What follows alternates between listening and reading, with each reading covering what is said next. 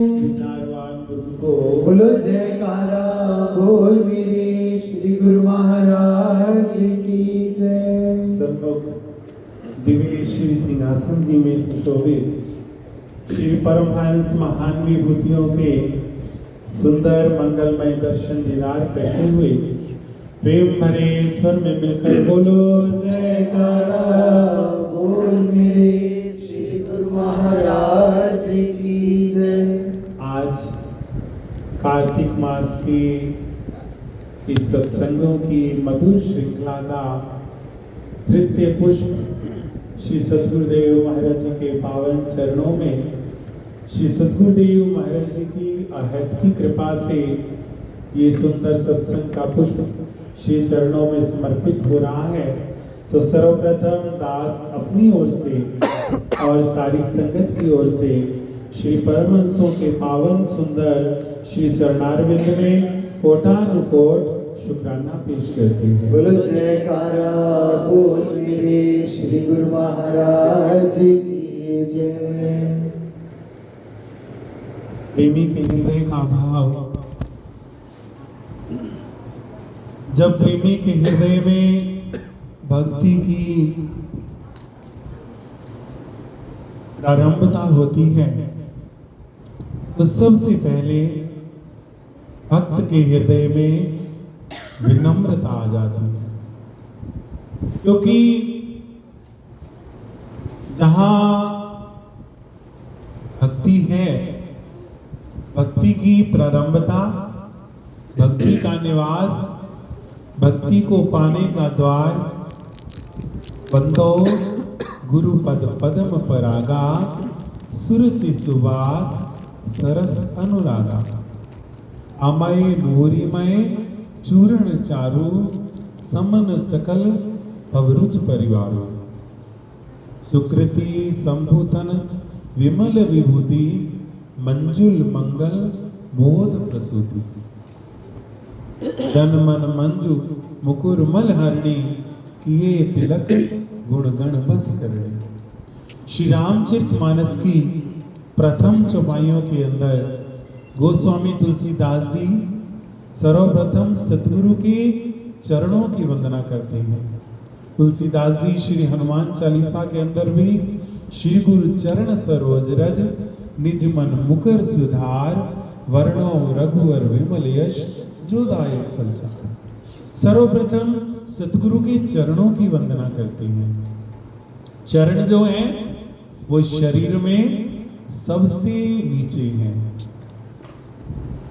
तो चरणों को स्पर्श करके, चरणों को सेवा करके, चरणों को हृदय में धारण करके भक्ति का दान मिलता है।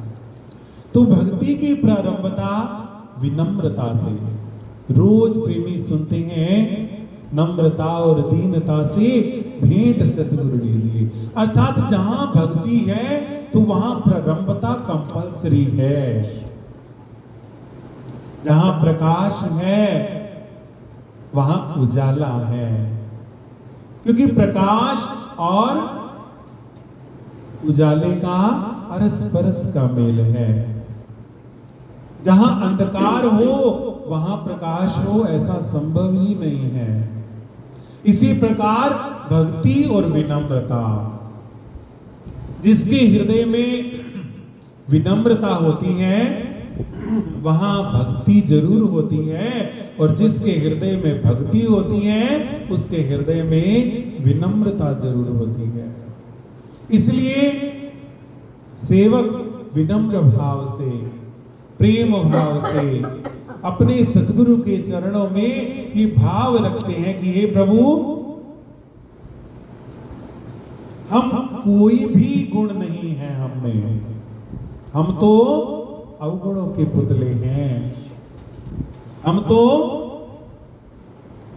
जेते रोम शरीर दे उस तो मत गुना जे ओकण वेखे साहिबा तक कोई ना मेरी था। महाराज जी वर्णन करते हैं कि जितने शरीर के रोम होते हैं मेरे उससे भी ज्यादा गुनाह हैं। ये तो आप ही हैं जिन्होंने मेरे गुनाहों को देखते हुए भी मुझे अपने चरणों से लगा रखा है, अपने चरणों में बिठा रखा है। प्रेमियों, ऐसा भाव रखने पर सबसे पहले तो ये सेवक के जीवन का श्रृंगार है।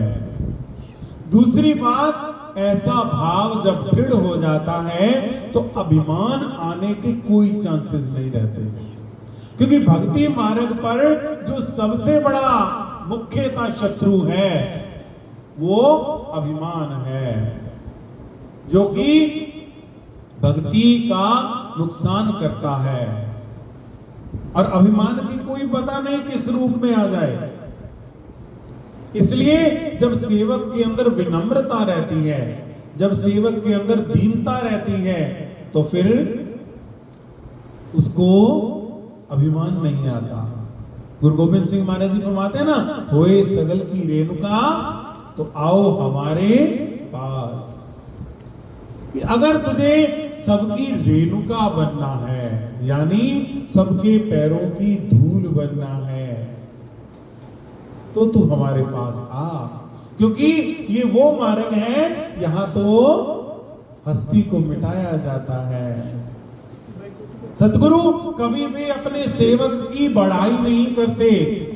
अभी पिछले दिनों किसी जगह पर सत्संग में वर्णन हो रहा था कि माता का प्यार संतान को बिगाड़ सकता है, मगर पिता का प्यार संतान को बिगड़ने नहीं देता। और सतगुरु जो है वो माता पिता दोनों का प्यार देते हैं। माता की तरह प्यार देते हैं और पिता की तरह अंदर से हाथ रखते हैं। ये सतगुरु का प्यार है। और प्रेमियों, जिसके हृदय में ये विनम्रता आ जाए, जिसके हृदय में ये नम्रता आ जाए, तो उसके हृदय में भक्ति का प्राकट्य, जब सुबह सुबह दिन निकलता है सबसे पहले पो फटती है, उजाला होता है। उस उजाले के बाद धीरे धीरे सूर्य भगवान का आविर्भाव होता है, प्राकट्य होता है। इसी प्रकार जिसके हृदय में भक्ति रूपी सूर्य उदय होना हो, तो सबसे पहले उसके हृदय में नम्रता की पो फटती है।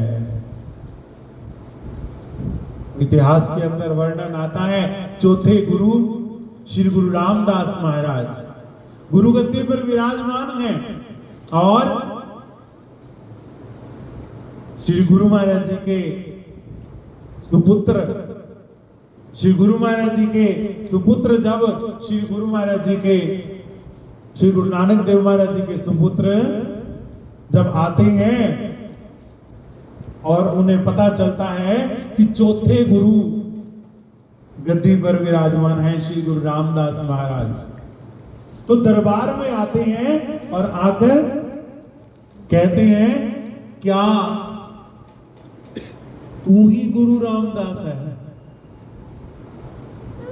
तो श्री गुरु रामदास महाराज अपने आसन से खड़े होकर दोनों हाथ जोड़कर कहते हैं कि नहीं बाबा जी, मैं गुरु रामदास नहीं, मैं गुरु नानक के घर का एक छोटा सा सेवादार हूं, जिसको दुनिया वाले गुरु रामदास कहते हैं। श्री गुरु महाराज की। अब विचार करो, जो सतगुरु का स्वरूप है, चतुर्थ सतगुरु हैं, और फिर जब इतनी नम्रता देखी तो फिर फरमाते हैं बाबा श्री चंद जी। बाबा श्री चंद जी का इतिहास चल रहा है, क्योंकि इस सिख पंथ में सबसे ज्यादा लंबी आयु बाबा श्री चंद जी की हुई। बाबा बुड्ढा जी से भी ऊपर 156 साल की उम्र बाबा श्री चंद जी की हुई। तो बाबा श्री चंद जी श्री गुरु रामदास महाराज जी को कहते हैं कि एटा लंबा दाढ़ा क्यों रखा है? क्योंकि श्री गुरु रामदास महाराज जी ने दाढ़ी रखी हुई थी। तो जैसे ही बाबा श्री चंद जी ने ये कहा तो श्री गुरु रामदास महाराज जी उठ कर गए और जाकर बाबा श्री चंद जी के पास जाकर कहते हैं कि आप जैसे महापुरुषों के चरणों को झाड़ने के लिए मैंने ये दाढ़ी रखी है। आप विचार करो कितनी नम्रता है, सतगुरु रूप में है। मैंने पहले ही प्रार्थना की कि जहां भक्ति होगी वहां नम्रता जरूर होगी। भक्ति कभी भी अहंकार का प्रतीक नहीं है। हमारे श्री गुरु महाराज जी, श्री पंचम पातशाही महाराज जी के पावन चरणों में कोई भी प्रेमी जाता और विनती करता, महाराज जी हमारा ये काम हो गया, हमारा ये काम हो गया, तो श्री गुरु महाराज जी अक्सर फरमाते कि कुदरत कर रही है। एक बार किसी ने प्रार्थना कर दी कि महाराज जी हम तो कुदरत को नहीं जानते, हम तो आपको जानते हैं। तो श्री गुरु महाराज जी मुस्कुरा के फरमाने लगे कि तुम कुदरत को जानो या ना जानो, मगर हम जानते हैं कि ये सारा काम कुदरत कर रही है। करने वाले वो आप हैं, करने वाले वो आप हैं, मगर अपने भक्तों का मान नहीं लेते, अपनी नम्रता की पहचान देते हैं। तो जिसके जैसे पहले कहा कि सूर्य के उदय होने से पहले पौ फटती है, इसी प्रकार जहां भक्ति विराजमान होनी हो, जहां भक्ति आनी हो, तो भक्ति के आने से पहले नम्रता का प्राकट्य होता है। कहते हैं कि एक बार हमारे श्री चतुर्थ पातशाही महाराज जी विराज अपना संतों के बीच में साधु वेश में श्री दूसरी पातशाही महाराज जी की हजूरी में, तो श्री गुरु महाराज जी फरमाते हैं सारे संतों को कि श्री चतुर्थ पातशाही महाराज जी का शुभ नाम लेकर कि सब इनके चरण स्पर्श करो। श्री गुरु महाराज जी की हजूरी, सारे संत खड़े हुए और श्री गुरु महाराज जी ने श्री चतुर्थ पातशाही महाराज जी के लिए फरमाया कि सारे इनके चरण स्पर्श करो। श्री गुरु महाराज जी ने अपने चरण छुपा लिए, चतुर्थ पातशाही महाराज जी ने। अब सारे महात्मा श्री गुरु महाराज जी चतुर्थ पातशाही महाराज जी के चरण छूने की कोशिश करने लगे। ज्यों वो कोशिश करें, गुरु महाराज जी सिकुड़ते जाएं। अंत में श्री चतुर्थ पातशाही महाराज जी ने दंडोत कर दी और ये विनती की कि महाराज जी दास इस काबिल नहीं है, श्री गुरु महाराज जी कृपा करें। जब इतना कहा तो श्री गुरु महाराज जी बड़ा मुस्कुराए, मुस्कुरा के फरमाने लगे आप ये नहीं, आप इससे भी कई गुना ज्यादा काबिल हैं। कहने का भाव कि नम्रता, हमारे अंदर भी नम्रता आ जाए। भक्ति का प्राकट्य तभी होगा अगर नम्रता आएगी, और वो नम्रता गुरु चरणों में हो, सदैव रहे, श्री गुरु महाराज जी की हजूरी रहे। जब ऐसी नम्रता होगी तो प्रेमियों फिर भक्ति भी मिलेगी और भक्ति के सदके भगवान भी मिलेंगे। तो बस इस नम्रता को धारण करें और अपना कहना है। जिसके अंदर नम्रता नहीं तो फिर उसके अंदर समझो भक्ति नहीं। कल भी आया था ना कि भक्ति बोलो, याद है? सुनते हो, याद नहीं रखते।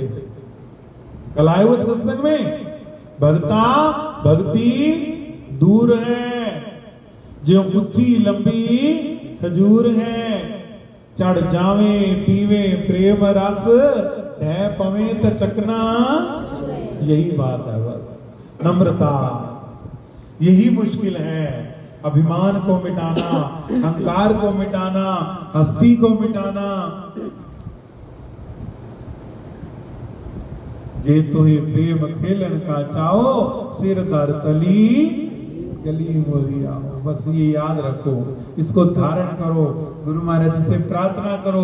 गुरु महाराज जी सबकी प्रार्थना स्वीकार करके हमारे मन का मरण कर दें, अभिमान का हनन कर दें, हमें निर्मलता बख्शें, हमें निश्चलता बख्शें, हमें प्रीति बख्शें, हमें निराभिमानी कर दें, हम अभिमान से रहित हो जाएं। बस गुरु महाराज जी कृपा करें, हम सबकी झोली भरें। श्री चरणों में यही प्रार्थना है। बोलो जय तारा। बोल मेरे श्री गुरु महाराज की।